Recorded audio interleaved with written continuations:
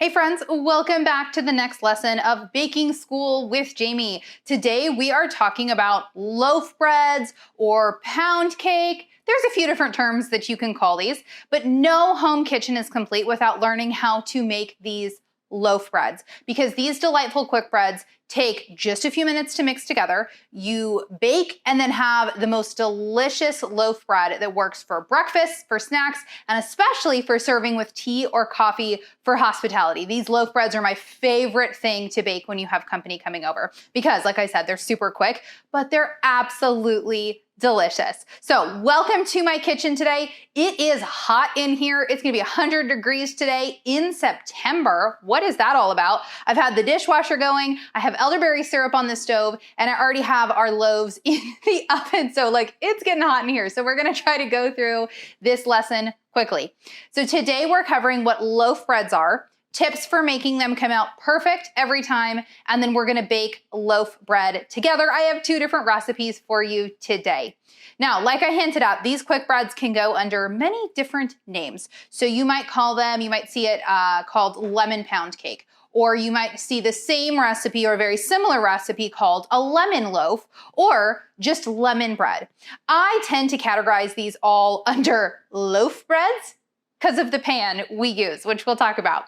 Now, as a reminder, before we really get into it, you can head over to bakingschoolwithjami.com to access all the printables and recipes for free that go along with each lesson.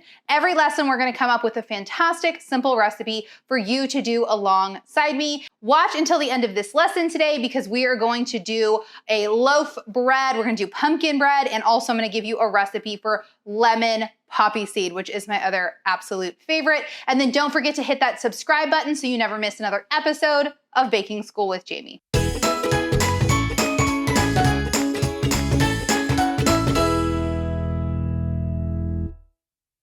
So you'll find, especially among older cookbooks, the term pound cake quite often. So what is a pound cake, and what place can this delightful loaf have in your everyday kitchen when you're trying to feed your kids and just get food on the table? All right, so we can trace the traditional pound cake back to about the 1700s when recipes were passed down very orally from generation to generation. A grandma would teach her daughter, who would teach her daughter how to make this cake and just kind of throw it together from memory. It was an ingredients list that was so easy to remember, and you could just throw it together without really thinking it through.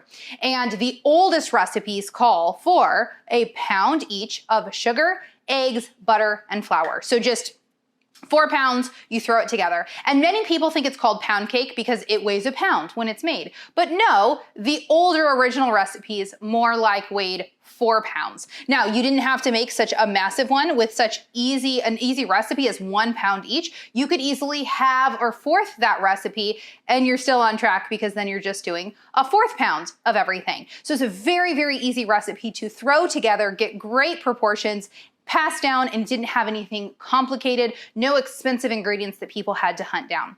Today, pound cakes have evolved into many different ingredients. They've moved more into loaf breads like pumpkin loaf or zucchini loaf, and they can be a delightful treat in your kitchen that is filling, protein loaded, and healthy as well. So we just recently covered muffins. I had never made muffins in my kitchen because muffins to me were just kind of a treat that you got at a coffee shop once in a while, but they were just white flour, lots of sugar, I didn't really see a place in it in my kitchen to bake for my family on a weekly basis. Loaf breads, though, are so similar. In fact, their batters are very similar that you can bake with whole grains. You can bake loaf breads with raw honey. You can load them up with really, really good ingredients that they're moist, they're delicious, they're fabulous, and yet they can be protein loaded, super healthy breakfast or snack for your family, and so moist and delicious. And the side benefit is they're very, very easy. The same thing with muffins. You can just throw the batter together in 5 minutes and bake them. So what types of loaf bread am I talking about? What are some ideas that you can do? Now, in my mind and in my kitchen, I kind of combine all these different breads we're talking about into one category in my brain. Any quick bread recipe that doesn't require rising or yeast, that fits into about an 8.5 by 4.5 or 9 by 5 loaf pans, those all just become the same thing. It's kind of a loaf bread in my mind. Now, I had wanted to show you I have 2 different size loaf pans side by side, but they're actually in my oven right now cooking because I've already made the recipe for today. So I realized, oh, I can't show you, but you will see them in the in the recipe when we're actually making them. You can tell that one is just slightly bigger than the other. We'll talk about sizes in a second. But the type of loaf bread or pound cake or however you want to say it, the types that you can make can be just as diverse as muffins. You can make pumpkin bread, banana bread, apple pie bread, zucchini bread, lemon poppy seed, and so many other delightful combinations. So let's discover a few tips about making loaf breads before we jump into ours. The first thing is, what size loaf pan do you need? I had never owned loaf pans before because I didn't cook this kind of thing. So when I first bought my loaf pan, I went off to Amazon and I promptly got confused because you're gonna see a lot of different terms. Now, most recipes are gonna fit just fine in whatever loaf pan you have. So don't fret too much. It's just gonna, at the end of the day, make a slightly taller loaf if you're using a smaller pan, or it's gonna make a shorter loaf if you're using a larger pan. But for the most part, you can throw it into that pan and you're gonna be just fine, no matter what size you are using. But some recipes will call for a specific size, but they can be called different things. So here's where it gets confusing. I'm gonna cover the 3 most popular ones.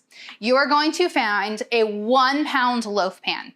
A 1 pan loaf pan measures 8.5 by 4.5 by 2.75, so that's how tall it is. But the important part is that 8.5 by 4.5, okay? So that's 1 pound. So that's actually probably the most standard one you're gonna find.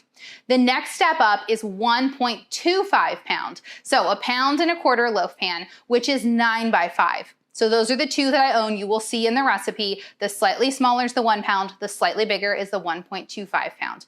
Then we go up to the 1.5 pound.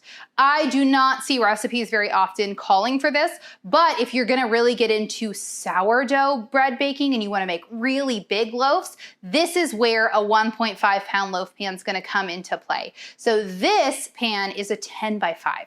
So it's a whole inch bigger than the 1.25 pound. So it can be a big difference. So if you try to take a recipe that fits in an 8.5 by 4.5, like we're sharing today, and put that into the 10 by 5, you're just gonna get a much shorter loaf. It's still gonna taste great, but it's going to be shorter. You're not gonna have quite that same tallness and beauty. Now, my sweet spot, my personal preference is the 9 by 5, the middle one, the 1.25 pound loaf pan. That is what I make all of my, so I make sandwich loaf bread a couple of times a week, and that's what I use is the 9 by 5 because it's making really big, really tall, fantastic loaves of bread that our family can cut up and use for sandwiches. So this 9 by 5 is my sweet spot. This is what I use the majority of the time. In the recipe, you can tell that when we get to the video, you can tell that my 9 by 5 pans are much more beat up because those are the ones I use most of the time. So if you just want to get, I suggest you get 2 loaf pans. So the majority of recipes will call for making 2 loaves at once. You can use both of those loaves. Of course, you can always have the recipe as well and just do 1 loaf, but it's very convenient to have 2 loaves on hand and is more standard to come across recipes where you're baking 2 at once. So my suggestion is to get that 9 by 5, but the 8.5 by 4.5 will work just fine as well. Go down into the show notes. I will have links for you for each of those pans, as well as my favorite ones, which are the USA pans, where you can remember, if you can't remember all those numbers I just threw out at you, you can see it there. Okay, the next tip is talking about storing loaf breads. We are gonna store loaf breads in much the same way as we do to muffins because their batter is so similar after all. They're very, very similar. It just, you're baking in a little tiny muffin tin as opposed to a bigger loaf. So when you're taking loaves fresh out of the oven, you wanna let those loaves sit in their pan for 5 to 10 minutes. This is going to allow it to start to sweat and pull away from the edges of the pan, making it easier to pull the loaf out. Same exact thing that we do for muffins. Many loaf breads you're gonna wanna eat when they're still warm. So we got pumpkin bread in there right now. We are gonna pull that out. I'm gonna let it cool for 5 or 10 minutes to start doing that. I'll pull it out and then we're gonna cut it right away, put some warm butter on top to melt. You just really can't resist most loaf breads when they're just hot and fresh out of the oven. But if you wanna store it for later, if you wanna eat it cold, you're gonna let them cool completely then before storing. So let them sit out on the countertop for 5 to 10 minutes, pull them out and then let them sit on the counter or a cooling rack to let them cool completely then before storing. With my loaf breads, I refrigerate all of them. The moisture content inside these loaf breads makes it so that storing it in a more humid state, I need to refrigerate it so it lasts more than a day or two. Whereas when you're making yeast breads, you actually don't want to put them in the refrigerator because like when I make my sandwich loaf, I specifically do not put it in the fridge because it's going to dry it out and make it more crumbly. So I don't know if you can see in the video, I have a little bread compartment over there, a little bread box. That's where my yeast breads go. Loaf breads, muffins, because of that intense moisture that's in them, which is what makes them so amazing, they go moldy so fast in a more humid climate. So I store them all in the fridge. They do fantastic. My oven's going off now for the pumpkin bread. And so I put my loaf breads right into a gallon-sized Ziploc bag and I store in the fridge for about a week. Makes it really simple. You can store them in a different way if you want, just make sure they're airtight. You can also freeze for up to 3 months. So if you have a smaller family, if you won't go through 2 loaves in a day like we can, then you could eat through one and freeze the other to just pull out on a rainy day when you want it. The third thing is, how do you prepare your pans? Because I use USA pans, which are actually already non-stick because of their silicone coating, I don't need to do much to prepare my pans. You're gonna see in the video that I did spray them down to show you, but most breads are just gonna come right out. If I'm making a very moist bread, like a zucchini bread, because there's so much moisture in there with the zucchini, I will spray the inside of the pans with my avocado oil spray just to make sure that it's gonna come out and have no problem. If you are using whatever pans you have, if you are really having trouble with your loaves sticking and not getting out of those corners, then you can also line your pans with parchment paper so that they'll come out without fail. So if you're like, this is not working, my cheap old pans don't work, the spray is not even working, line them with parchment paper. Look up a YouTube video on how to do that really well. You can cut it in certain ways to really have it go in perfectly, and then it's gonna come out no problem. So look up some tips for that. And then fourth, to make any loaf dairy-free, it's very easy. You can substitute the same amount of butter with coconut oil. In fact, I'm out of butter today. How can I be baking without butter? And so I used coconut oil in place of the butter. And you can also use coconut milk or oat milk in place of regular milk in recipes. Today's recipe doesn't call for any milk, but for recipes that do, you can easily substitute out really any type of milk. Then to make these gluten-free, you can just use Bob's Red Mill 1-to-1 gluten-free flour. That's a fabulous one. You can use that in pretty much every in pretty much every quick bread recipe, you can do that Bob's Red Mill. That Bob's Red Mill 1-to-1 gluten-free flour won't work well for yeast breads, but there's another one you can use that when we get to it. But this one's it's 1-to-1, which just means you use it cup for cup. So in the recipe today, we use 3 cups of flour. You would just use 3 cups of Bob's Red Mill, which is fantastic.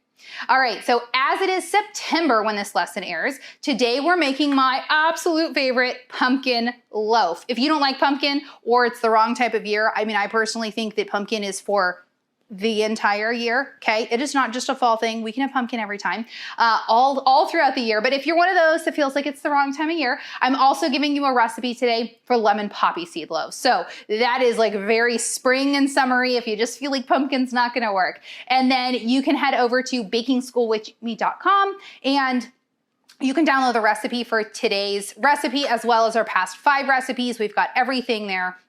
And then don't forget to like this video and subscribe so you never miss an episode of Baking School with Jami. And now we're gonna jump right into the recipe.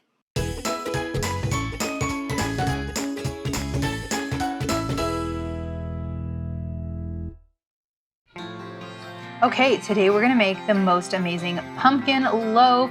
I have got 2 different batches here. I'm going to be doing a spelt and succulent one. You can see right here, I'm grinding my spelt fresh, and then I'm also gonna do an all-purpose one with brown sugar so you can see how they turn out. So I've got my white flour there and my spelt going in. And this, because it's a quick bread, it comes together really quickly. We're going to mix together our dry ingredients. We're going to add some eggs in, get those broken up a little bit.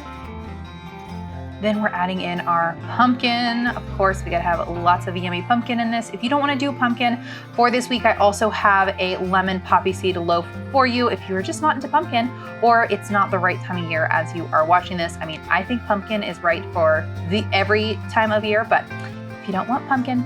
All right, I like this avocado oil to spray in my pans because this is a rather wet loaf. So if you spray your pan, then it's gonna do really good. You can do oil, you can do butter, you can do kind of whatever you want, but we're just gonna put the loaf in. Because this is a loaf bread, each of these recipes makes 2 different loaves. I've got one in an 8 by 4 and an 8.5 by 5.5, I think are the sizes. A 1 pound and a 1.25 pound loaf pan. And because they're loaves, they do take longer than muffins are gonna take. So these do take quite a while to cook all the way through. Just make sure that when you put a knife in that it comes out clean. I baked all 4 of them together at the same time, which means I had to add actually a little bit more baking time to my baking. But you'll see that they actually came out absolutely gorgeous. Both versions came out so delicious, and we cut them up when they were fresh out of the oven. We cut one up, put some butter on it, which is the best way to eat it, let it melt, and it is just such a delicious recipe and just super fun, easy treat to be able to whip together.